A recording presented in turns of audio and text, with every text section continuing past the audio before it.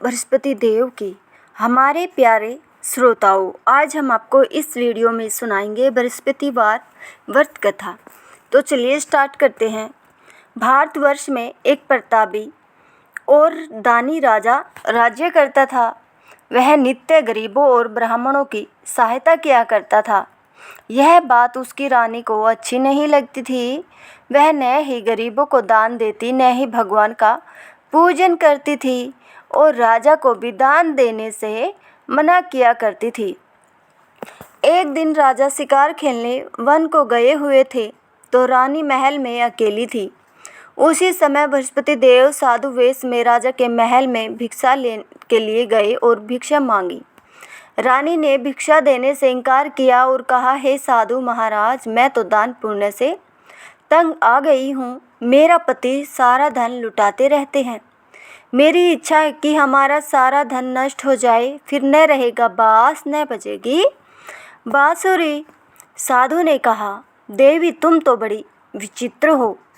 धन संतान तो सभी चाहते हैं, पुत्र और लक्ष्मी तो पापी के घर भी होनी चाहिए। यदि तुम्हारे पास अधिक धन है तो भूखों को भोजन दो, प्यासों के लिए प्याऊ बनवाओ, मुसाफिरों के लिए धर्मशालाएं खुलवाओ। जो निर्धन अपनी कुंवारी कन्याओं का विवाह नहीं कर सकते, उनका विवाह करा दो। ऐसे और कई काम हैं जिनके करने से तुम्हारा यश लोक परलोक में फैलेगा। परंतु रानी पर उपदेश का कोई प्रभाव न पड़ा। वह बोली, महाराज, आप मुझे कुछ न समझाए। मैं ऐसा धन नहीं चाहती जो हर जगह बांटती फिरूं। साधु ने उत्तर दिया, यदि तुम्हारी ऐसी इच्छा है तो तथास्तु। तुम ऐसा करना कि बृहस्पतिवार को घर लीपकर पीली मिट्टी से अपना सिर धोकर स्नान करना, भट्टी चढ़ाकर कपड़े धोना। ऐसा करने से आपका सारा धन नष्ट हो जाएगा। इतना कहकर वह साधु महाराज वहाँ से अंतर्ध्यान हो गई। साधु के अनुसार कई बातों को पूरा करते हुए रानी को केवल 3 बृहस्पतिवार ही बीते थे कि उसकी समस्त धन संपत्ति नष्ट हो गई। भोजन के लिए राजा का परिवार तरसने लगा। तब एक दिन राजा ने रानी से बोला कि हे रानी, तुम यहीं रहो, मैं दूसरे देश को जाता हूँ, क्योंकि यहाँ पर सभी लोग मुझे जानते हैं, इसलिए मैं कोई छोटा कार्य नहीं कर सकता। ऐसा कहकर राजा परदेश चला गया। वहाँ वह जंगल से लकड़ी काट कर लाता और शहर में बेचता। इस तरह वह अपना जीवन व्यतीत करने लगा। इधर राजा के परदेश जाते ही रानी और दासी दुखी रहने लगी। एक बार जब रानी और दासी को 7 दिन तक बिना भोजन के रहना पड़ा तो रानी ने अपनी दासी से कहा, हे दासी, पास ही के नगर में मेरी बहन रहती है। वह बड़ी धनवान है।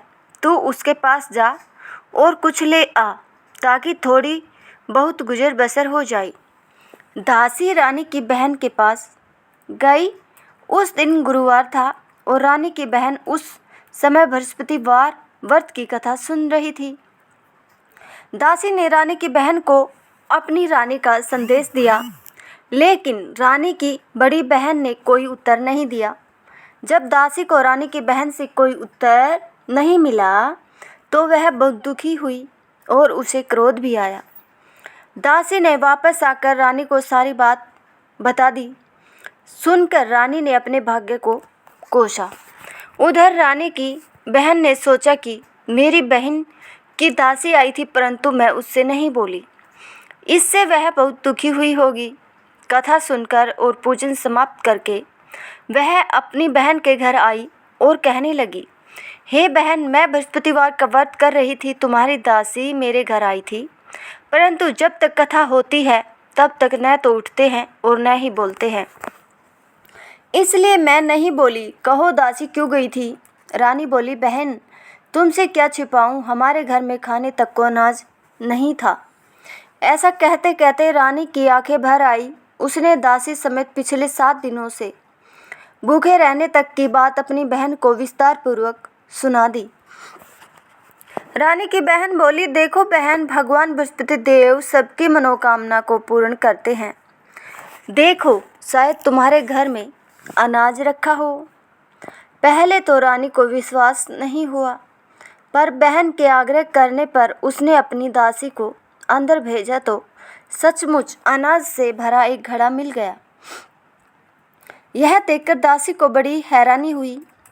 दासी रानी से कहने लगी, हे रानी, जब हमको भोजन नहीं मिलता तो हम व्रत ही तो करते हैं, इसलिए क्यों न इनसे व्रत और कथा की विधि पूछ ली जाए ताकि हम भी व्रत कर सके। तब रानी ने अपनी बहन से बृहस्पतिवार व्रत के बारे में पूछा। उसकी बहन ने बताया, बृहस्पतिवार के व्रत में चने की दाल और मुनक्का से विष्णु भगवान का केले की जड़ में पूजन करे तथा दीपक जलाए। व्रत कथा सुनने और पीला भोजन ही करे, इससे बृहस्पति देव प्रसन्न होते हैं। व्रत और पूजन विधि बताकर रानी की बहन अपने घर को लौट गई। 7 दिन के बाद जब गुरुवार आया तो रानी और दासी ने व्रत रखा। गुड़साल में जाकर चना और गुड़ लेकर आई, फिर उससे केले की जड़ तथा विष्णु भगवान का पूजन किया। अब पीला भोजन कहाँ से आए, इस बात को लेकर दोनों बहुत दुखी हो चुकी थी। उन्होंने व्रत रखा था, इसलिए बृहस्पति देव उनसे प्रसन्न थे, इसलिए वे एक साधारण व्यक्ति का रूप धारण कर 2 थालों में सुंदर पीला भोजन दासी को दे गई। भोजन पाकर दासी प्रसन्न हुई और फिर रानी के साथ मिलकर भोजन ग्रहण किया। उसके बाद वे सभी गुरुवार को व्रत और पूजन करने लगी। बृहस्पति भगवान की कृपा से उनके पास फिर से धन संपत्ति आ गई, परंतु रानी फिर से पहले की तरह आलस्य करने लगी। तब दासी बोली, देखो रानी, तुम पहले भी इस प्रकार आलस्य करती थी, तुम्हें धन रखने में कष्ट होता था, इस कारण सभी धन नष्ट हो गया, और अब जब भगवान बृहस्पति की कृपा से धन मिला है तो तुम्हें फिर से आलस्य होता है।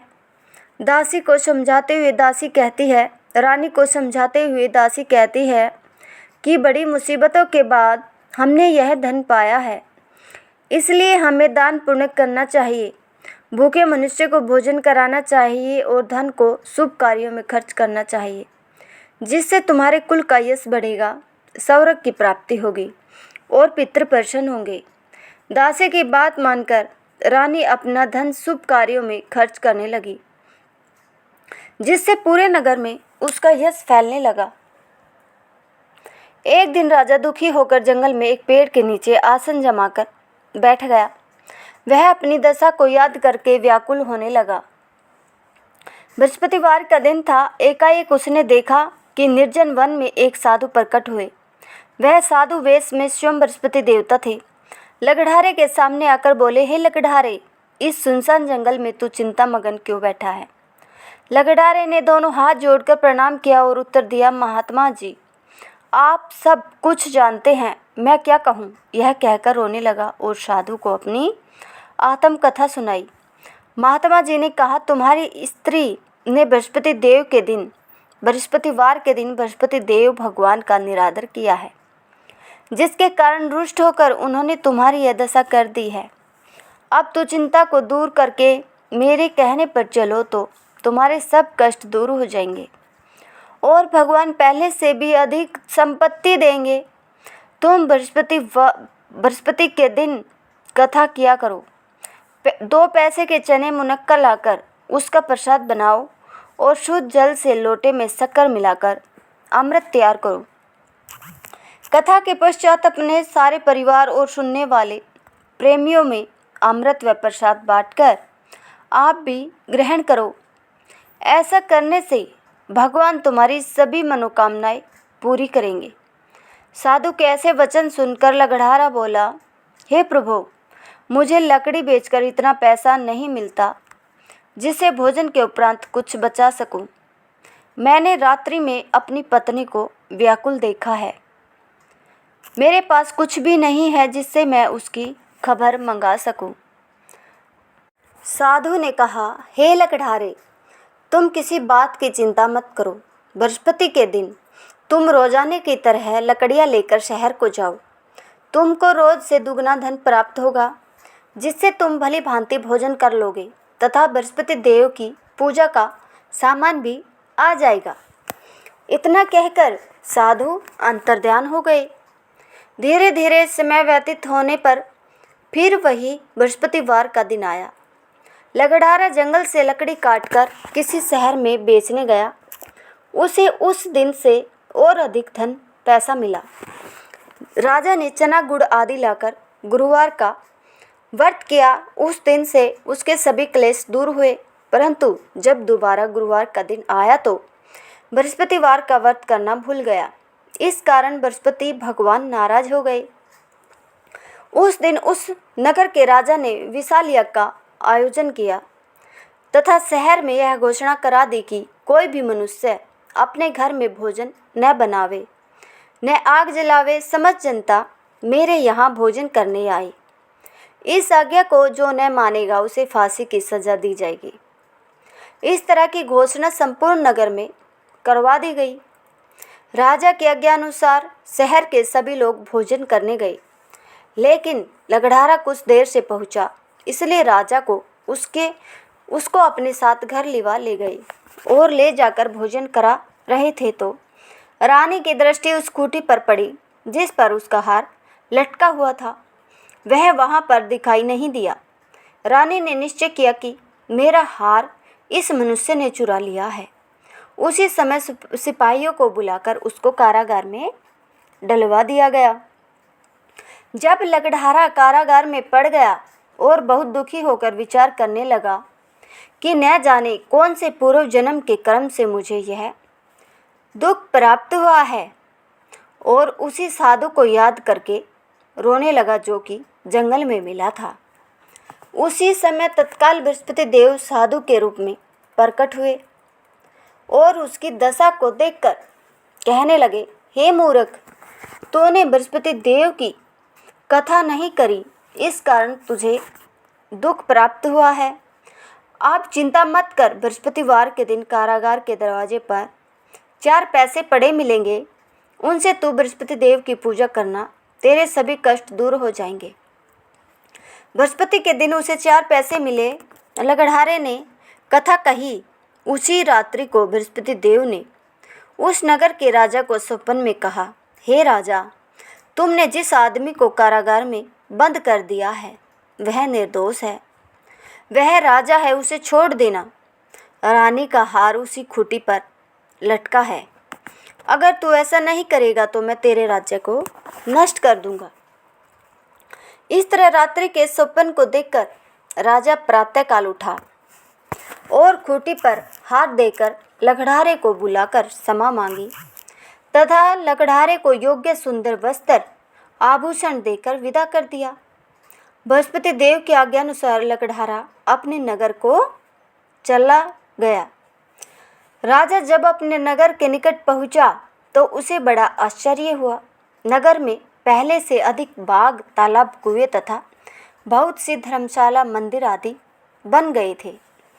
राजा ने पूछा, यह किसका बाग और धर्मशाला है? तब नगर के सब लोग कहने लगे, यह सब रानी और बांदी के हैं। तो राजा को आश्चर्य हुआ और गुस्सा भी आया। जब रानी ने यह खबर सुनी कि राजा आ रहे हैं तो उन्होंने बांदी से कहा कि हे दासी, देख, राजा हमको कितनी बुरी हालत में छोड़ गई थी। हमारी ऐसी हालत देखकर वह लौट न जाए, इसलिए तू दरवाजे पर खड़ी हो जा। आज्ञा अनुसार दासी दरवाजे पर खड़ी हो गई। राजा आए तो उन्हें अपने साथ लिवा लाई। तब राजा ने क्रोध करके अपनी रानी से पूछा कि यह धन तुम्हें कैसे प्राप्त हुआ? तब उन्होंने कहा, हमें यह सब धन बृहस्पति देव के इस व्रत के प्रभाव से प्राप्त हुआ है। राजा ने निश्चय किया कि 7 रोज बाद तो सभी बृहस्पति देव का पूजन करते हैं, परंतु मैं प्रतिदिन दिन में 3 बार कहानी तथा रोज व्रत किया करूँगा। अब हर समय राजा के दुपट्टे में चने की दाल बंधी रहती तथा दिन में 3 बार कहानी कहता। एक रोज राजा ने विचार किया कि चलो अपनी बहन के यहाँ हो आते हैं। इस तरह निश्चय कर राजा घोड़े पर सवार हो अपनी बहन के यहाँ को चलने लगा। मार्ग में उसने देखा कि कुछ आदमी एक मुर्दे को लेकर जा रहे हैं। उन्हें रोककर राजा कहने लगा, अरे भाइयों, मेरी बृहस्पति देव की कथा सुन लो। वे बोले, लो, हमारा तो आदमी मर गया है, इसको अपनी कथा की पड़ी है। परंतु कुछ आदमी बोले, अच्छा कहो, हम तुम्हारी कथा भी सुनेंगे। राजा ने दाल निकाली और जब कथा आधी हुई थी कि मुर्दा हिलने लग गया, और जब कथा समाप्त हो गई तो राम राम करके मनुष्य उठकर खड़ा हो गया। आगे मार्ग में उसे एक किसान खेत में हल चलाता मिला। राजा ने उसे देख और उससे बोले, अरे भैया, तुम मेरी बृहस्पतिवार की कथा सुन लो। किसान बोला, जब तक मैं तेरी कथा सुनूंगा तब तक 4 हरैया जोत लूँगा। जा अपनी कथा किसी और को सुनाना। इस तरह राजा आगे चलने लगा। राजा के हटते ही बैल पछाड़ खाकर गिर गई तथा किसान के पेट में बड़ी जोर से दर्द होने लगा। उस समय उसकी माँ रोटी लेकर आई। उसने जब यह देखा तो अपने पुत्र से सब हाल पूछा और बेटे ने सभी हाल कह दिया। तो बुढ़िया दौड़ी दौड़ी उस घुड़सवार के पास गई और उससे बोली कि मैं तेरी कथा सुनूंगी, तू अपनी कथा मेरे खेत पर चलकर ही कहना। राजा ने बुढ़िया के खेत पर जाकर कथा कही, जिसके सुनते ही वह बैल उठ खड़े हुए तथा किसान के पेट का दर्द भी बंद हो गया। राजा अपनी बहन के घर पहुंचा। बहन ने भाई की खूब मेहमान नवाजी की। दूसरे रोज प्रातःकाल राजा जगा तो वह देखने लगा कि सब लोग भोजन कर रहे हैं। राजा अपनी बहन से बोला, ऐसा कोई मनुष्य है जिसने भोजन नहीं किया हो? मेरी बृहस्पतिवार की कथा को सुन ले। बहन बोली, हे भैया, यह देश ऐसा ही है कि पहले यहाँ के लोग भोजन करते हैं, बाद में अन्य काम करते हैं। अगर कोई पड़ोस में हो तो देख आऊं। वह ऐसा कहकर देखने चली गई, परंतु उसे कोई ऐसा व्यक्ति नहीं मिला जिसने भोजन न किया हो। अतः वह एक कुम्हार के घर गई जिसका लड़का बीमार था। उसे मालूम हुआ कि उनके यहाँ 3 रोज से किसी ने भोजन नहीं किया है। रानी ने अपने भाई की कथा सुनने के लिए कुम्हार से कहा। वह तैयार हो गया। राजा ने जाकर बृहस्पतिवार की कथा कही, जिसको सुनकर उसका लड़का ठीक हो गया। अब तो राजा की प्रशंसा होने लगी। एक रोज राजा ने अपनी बहन से कहा कि हे बहन, हम अपने घर को जाएंगे, तुम भी तैयार हो जाओ। राजा की बहन ने अपनी सास से कहा। सास ने कहा, हाँ चली जा, परंतु अपने लड़कों को मत ले जाना, क्योंकि तेरे भाई की कोई औलाद नहीं है। बहन ने अपने भैया से कहा, हे भैया, मैं तो चलूँगी, पर कोई बालक नहीं जाएगा। राजा बोला, जब कोई बालक नहीं चलेगा तब तुम ही क्या करोगी? बड़े दुखी मन से राजा अपने नगर को लौट आया। राजा ने अपनी रानी से कहा, हम निर्वंशी हैं, हमारा मुख देखने का धर्म नहीं है और कुछ भोजन आदि नहीं किया। रानी बोली, हे प्रभु, बृहस्पति देव ने हमें सब कुछ दिया है, वह हमें औलाद अवश्य देंगे। उसी रात को बृहस्पति देव ने राजा से स्वप्न में कहा, हे राजा, उठ, सभी सोच त्याग दे, तेरी रानी गर्भ से है। राजा की यह बात सुनकर बड़ी खुशी हुई। 9वें महीने में उसके गर्भ से एक सुंदर पुत्र पैदा हुआ। तब राजा बोला, हे रानी, स्त्री बिना भोजन के रह सकती है, पर बिना कहे नहीं रह सकती।